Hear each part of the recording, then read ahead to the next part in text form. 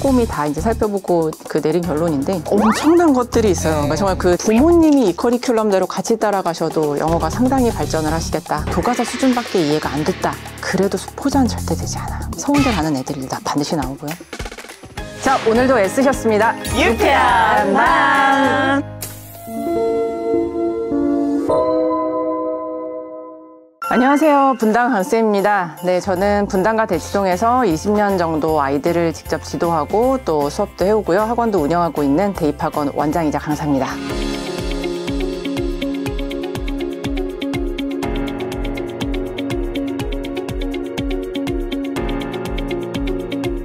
이제 수학 얘기 좀 해볼게요. 수학은 이제 개념을 익히는 게 중요하다고 말씀을 하셨어요. 수학적 사고력을 높이는 거는 수포자였던 저는 어려웠거든요. 어떻게 수학은 익히면 좋을까요?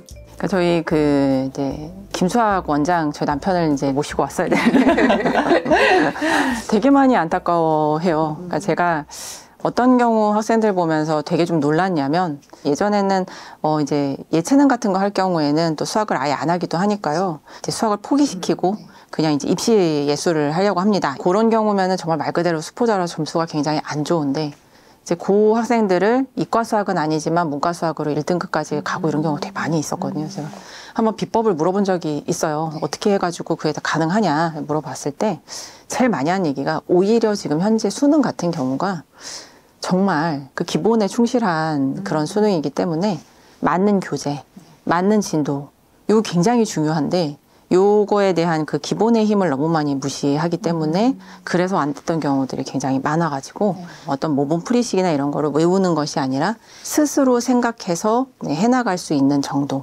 이렇게 이제 쌓아나가면은 사고력을 많이 키울 수가 있습니다. 수학이 어려웠던 부모님들이 사실은 정말 많거든요. 나의 아이가 맞는 교재, 맞는 진도라는 걸 사실 너무 파악하기가 어려울 것 같고 막막할 것 같아요. 그러다 보니까 수학은 굉장히 빨리 이제 학원에 보내시는 것 같은데 좀 집에서 약간 파악해 볼 수 있는 방법이랄까요? 선생님 좀 알려주실 수 있는 방법이 있을까요? 네. 교과서 수준의 문제, 교과서인 문제 딱 요 정도로 테스트를 해보시면 될 것 같고요. 그러니까 초등학교 때는 교과서 수준에 있는 내용 정도만 완전히 이해를 하면서 나가도 충분하다라고 생각을 하고 있고 예, 그래서 그 교과서 수준 정도만 이해를 하면 되고, 그다음에 그거를 평가해보는 방법은 예를 들어서 이제 여기 딸린 문제가 10문제 정도 있다. 그러면 어떤 힌트도 주지 않았을 때 아이가 7문제 정도는 스스로 풀어낼 수 있어야 돼요. 그리고 조금 어려운 교재라 그러면 힌트를 조금 더 줬을 때 좀 더 풀어낼 수 있어야 되고 이 정도면은 아이가 그 부분에 대한 이해는 잘하고 있다고 볼 수 있습니다. 일단은 개념을 정확하게 익히는 거를 되게 중요하게 생각을 하고 이제 여기서 수학의 개념을 정확하게 이해를 한다는 거는 뭐냐면은 방향이 한 방향이 아니라 어떤 방향으로 가도 이해를 좀 한다는 얘기가 되는 거거든요. 예를 들어서 5라는 숫자를 표현을 한다 그러면은 6 빼기 1이 될 수도 있는 거고 그 다음에 뭐 10 빼기 5가 될 수도 있는 거고 2 더하기 3이 될 수도 있는 거고 10 나누기 2가 될 수도 있는 거고 다양하게 표현을 할 수가 있는데 수학에 어려움을 겪고 있는 애들은 한 방향밖에 안 되는 경우가 되게 많아요. 그러니까 이게 다양한 방법으로 갈 수 있다라는 거를 알려주는 그런 게 되게 중요하고 또 이제 개념에 대한 부분에 대한 접근을 자꾸 하라는 말씀들은 어떤 걸 얘기하는 거냐면 예를 들어 구구단을 얘가 배운다. 그러면은 2 곱하기 3은 6인데 2 곱하기 3은 6인 거를 구구단으로만 외운 아이들은 이 구구단을 까먹었을 때 이 문제를 절대 풀 수 없거든요. 근데 이게 2 더하기 2 더하기 2여서 이게 6이 됐다라는 개념을 이해하고 있는 아이들은 구구단을 까먹어도 풀어낼 수가 있는데 이게 그대로 성장이 되면은 수학적 사고력이 되는 거거든요. 공식으로만 외운 친구들 같은 경우 그대로 갔을 때 유형으로만 암기한 학생들이 되는 거거든요. 그러니까 요거에 대한 떡잎이 초등학교 때 다 결정이 되는 것이기 때문에 그 방향부터가 잘 잡아주는 것이 되게 중요하다는 말씀 지금 드리고 있는 거예요. 네. 암기에서 수학을 배웠고 거기에 맞춰서 풀었던 이 과거의 어떤 기억들을 떠올려보면 그 수학적 사고라는 게 추상적인 느낌이 너무 들어서 다들 불안해하시는 게 크신 것 같아요. 일단 너무 교재를 어려운 거를 많이 쓰세요. 수포자 직전인 학생인데 여태까지 처음 상담할 때 해왔던 교재를 가져와 봐라 하면은 와, 이 꺼내는 책마다 여러 번 반복을 했다 그러는데 스스로 풀 수 있는 문제 하나도 없거든요. 이런 경우가 너무 허다하게 많은데 아마 그 부모님들 잘 모르실 거예요. 근데 지금 우리나라에 있는 수학 교재들이 너무 어려운 게 많고요. 대입 수학은 사실 분명히 어려운 부분도 있지만은 아닌 부분들도 굉장히 많이 있기 때문에 어렸을 때부터 해야 되는 거는 자꾸 교과서 수준이 너무 쉽다고 생각을 하시지만 그게 아니고 교과서 내용의 수준 정도를 완벽하게 숙지를 하시는 것이 가장 기본이고 교과서 수준밖에 이해가 안 됐다. 그래도 수포자는 절대 되지 않아요. 네, 그러면은 또 다른 다양한 방법들이 생기니까 그러니까 일단은 교과서 수준부터 이해를 하는 걸로 목표를 잡으시면은 마음이 좀 들급해지지 않으실까라는 생각을 하고 있습니다. 네. 제일 먼저 시작하는 게 영어일 수도 있겠어요. 유치원부터 벌써 영어 유치원 보내는 분들 있으니까 네. 영어 공부 어떻게 해야 되겠습니까? 근데 이건 또 교과서를 권하진 않으시더라고요, 영어는. 맞아요. 네. 그렇죠. 그것도 여쭤보겠습니다. 네. 제가 3학년 애들 교과서를 다 가지고 봤더니 교과서마다 차이들이 좀 있어가지고 아예 영어에 대한 이해가 없이 들어가면 힘든 학생들이 좀 있을 거다라는 생각이 들어서 영어 같은 경우는 교과서로 바로 시작하기를 추천드리지는 않았고 아이들이 좀 당황스러워하지 않게 미리 좀 노출할 필요는 많이 있다라는 생각이 들었어요. 그래서 영어는 학습적인 측면에서 접근하기보다는 노출을 많이 해주시는 게 좋을 것 같고 여기서 노출이라고 하면 그게 뭐 재밌는 뭐 디즈니 애니메이션이 돼도 되고 아이들이 좋아할 만한 뭐 율동이나 노래나 이런 것들 그런 것들에 대한 이제 노출을 말씀을 드리는 거고요. 그리고 3학년 되기 전에 알파벳하고 간단한 어떤 단어나 간단한 문장 정도만 쓸 수 있으면은 참 좋겠다라는 생각을 했습니다. 딱 그 정도 수준을 말씀을 드린 거고 그 영어 디지털 교과서 정말 좋더라고요. 꼼꼼히 다 이제 살펴보고 그 내린 결론인데 부모님이 이 커리큘럼대로 같이 따라가셔도 영어가 상당히 발전을 하시겠다. 그래서 영어는 그렇게 했으면 좋겠어요. 그 교과서, 디지털 교과서로 수능에서 제일 중요한 거는 듣기 하고 읽기니까 디지털 교과서에 있는 내용들 충분히 듣기 훈련이 되고 그다음에 읽기 훈련 충분히 되거든요. 이 영어가 사실 중학교 때까지는 교과서로 약간 버틸 수 있잖아요. 고등학교에 가면은 갑자기 문장이 이만큼 길어지고 예, 거의 약간 다 풀지도 보지도 못한 채 시험이 끝났던 기억도 있어요. 수능 영어는 너무 어려우니까 그 어떤 경계에 있으신 분들 있잖아요. 중학교에서 고등학교 가야 되는 혹은 뭐 초등학교에서 중학교를 이제 가야 된다. 요 경계에 계신 부모님들께 혹은 학생들한테 좀 어떻게 도움을 주시는지 여쭤보고 싶거든요. 예. 고등 가서 갑자기 어려워지는 건 사실이거든요. 중학교에서 애들 3학년이다. 그러면은 대충 내가 고등학교 어디 지망하시는 것들이 있잖아요. 그러면 그 고등학교 올라가서 내가 올라갈 학교의 어떤 출판사 교재를 미리 보시면 좋겠다라는 생각 들고요. 그러니까 선행을 그렇게 해야 방향성이 좀 맞고 그다음에 추가적으로 수능 영어를 잘해야 되겠다라는 생각이 드시면은 그 위에 이제 5년치 대수능 기출 분석 그다음에 EBS 이렇게 두 가지를 잘 넣어주시면은 이제 된다고 생각을 합니다. 단어장은 만드시면 좋기는 좋을 것 같아요. 한쪽에는 영어, 한쪽에는 이제 그 한글 이렇게 뜻을 써가지고 이게 차곡차곡 쌓이면은 아이들 재미도 있고 또 보람도 느끼고 또 이제 지난 과정에서 내가 뭘 공부했는지를 보면서 심리적인 좀 안정감도 많이 느껴요. 초등학교 친구들이 이제 사회과학 이렇게 배우잖아요. 그 역시도 약간 교과서를 추천하셨거든요. 이 교과서로 어떻게 기본을 싹 잡으면 평생 살아가는데 어려움이 없을까요, 선생님?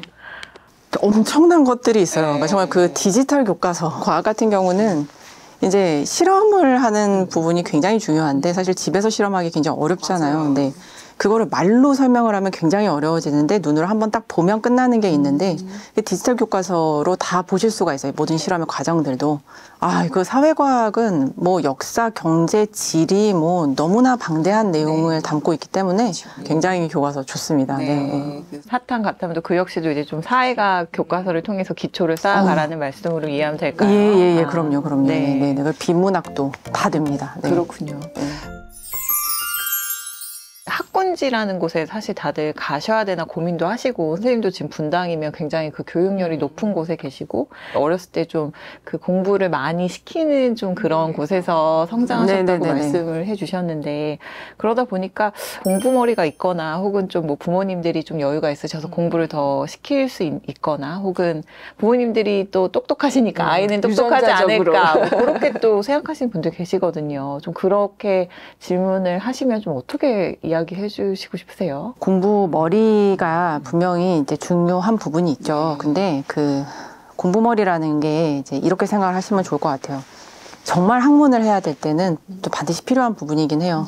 저도 이제 박사과정 하는 친구들이나 정말 똑똑한 친구들 보면 그리고 그 논문들을 보면 이거는 정말 재능이 필요하겠다라는 생각을 하고 고등공부까지는 그렇지 않습니다. 그렇게 생각을 하고, 왜냐면은 제가 만약에 공부머리가 너무나 중요했다라고 생각이 되면은 이렇게 많은 학생들이 이렇게 드라마틱한 결과를 이뤄내지는 못할 거라는 생각을 제가 하고, 이거는 저만이 아니라 대입을 하는 모든 강사님들 다 경험을 하셨을 거예요. 보면은 누구나 다 이 친구는 안 된다라고 이야기를 하는데 서울대 가는 애들이 다 반드시 나오고요. 공부머리의 문제는 아니고, 그보다는 뭐가 더 중요하냐면 아이를 올바른 방향으로 이끌어주는 게 전 제일 중요한 부분인 것 같아요. 그러니까 그거는 공부머리가 조금 떨어져도 방향이 정확하게 맞고 방법이 또 정확하면은 아이가 노력을 어느 정도 해줬을 때 이게 결과가 반드시 나오는데, 방향이 문제가 생기면 아무리 노력을 해도 또 더 좋은 머리를 갖췄어도 안 되는 경우를 많이 봤기 때문에 머리의 문제가 아니고 방향과 방식의 문제다라는 말씀 꼭 드리고 싶습니다. 예, 예. 저 이 말 너무 좋았어요. 선생님, 하루 공부의 시간은 내일이 있는 시간. 질문에 언제 한번 여쭤보고 싶어요. 하루 공부의 시간은 내일이 있는 시간을 어떻게 이렇게 생각하셨는지 한번 여쭤볼게요. 아무리 열심히 많이 했어도 오늘로 끝이면은 의미가 없고, 계속 내일이 있고 내일이 있고 내일이 있어야 쌓이면서 발전이 있다는 걸 너무 많이 느끼고 있거든요.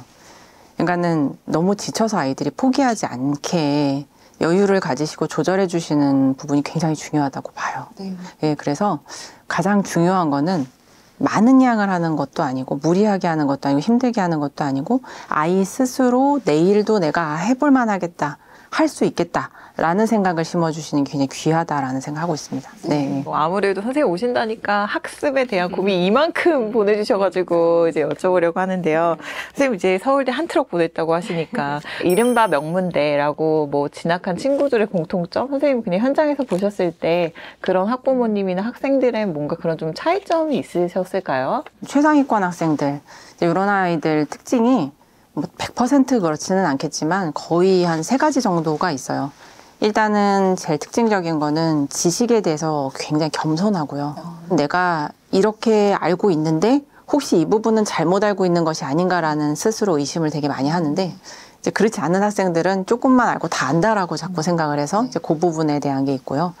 그다음에 기본적으로 굉장히 성실해요.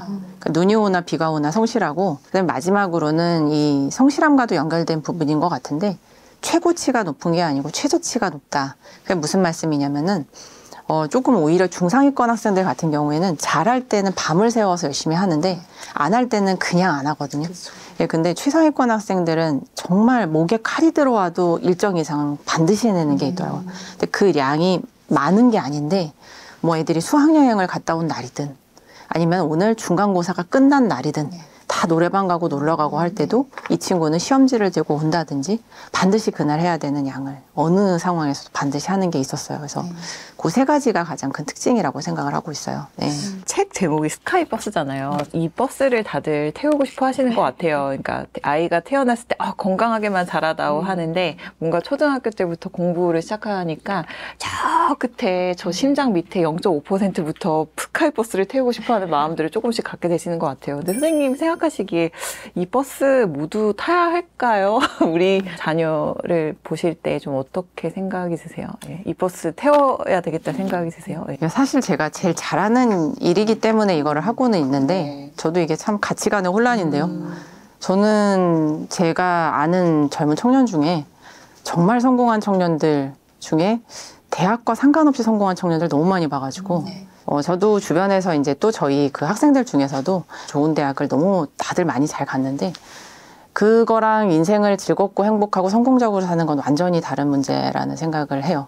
물론 어떤 면에 있어서는 조금 유리한 조건에서 시작할 수 있는 부분은 맞는데, 특히나 요즘 시대는 그런 시대랑은 상관이 없다라고 생각을 하고, 그리고 좋은 대학의 기준 자체가 좀 바뀌었으면 좋겠다라는 말씀 꼭 드리고 싶은데, 좋은 대학이라는 거는 제가 좀 비유와 좀 상징으로 스카이버스라는 이야기를 사실 드리긴 했는데, 제가 생각하는 좋은 대학이란 입시가 끝나고 나서 내가 잘 해냈다라는 납득이 되는 게 좋은 대학이거든요. 예를 들어서 이 친구는 누가 봐도 서울대 의대를 갈 친구인데 당일에 시험을 못 봐가지고 평생 그게 한으로 남아가지고 계속 서울대에 도전하는 경우 정말 많이 봤거든요. 거기에 계속 묶여 있어요, 생각이.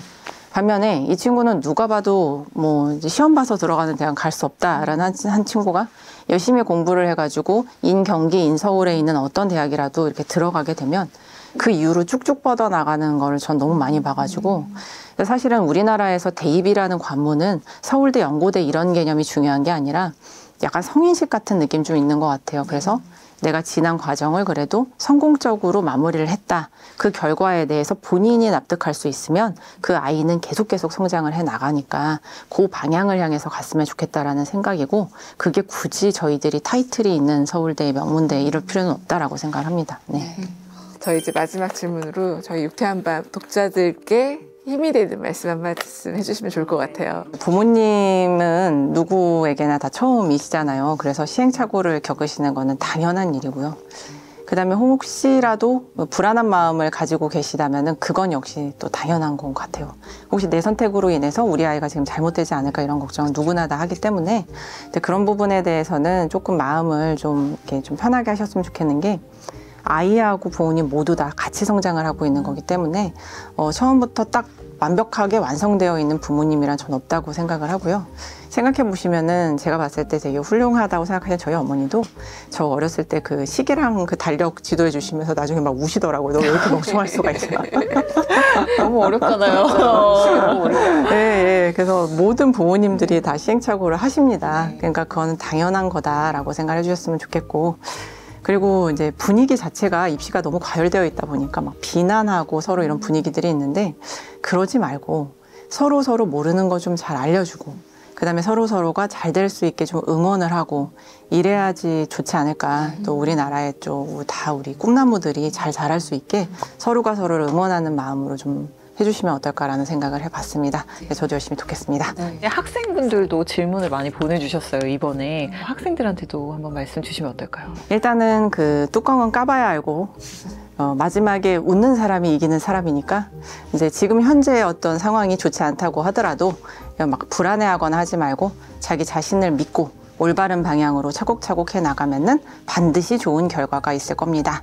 그리고 힘든 부분이나 어려운 부분이 있을 때는 메일 보내주시면 학생들의 질문들에 대해서는 제가 또 최선을 다해서 답변을 달아드리겠습니다. 네. 와, 너무 멋지시네요. 그러니까요. 바쁜 와중에. 네, 오늘 너무너무 저희에게 소중한 시간을 내주셔서 너무 감사드리고 네, 선생님 또 배웠으면 좋겠는데 네. 약속 좀 해주시면 안 돼요? 네, 네, 네. 너무 감사합니다. 네, 네. 고맙습니다. 감사합니다. 네.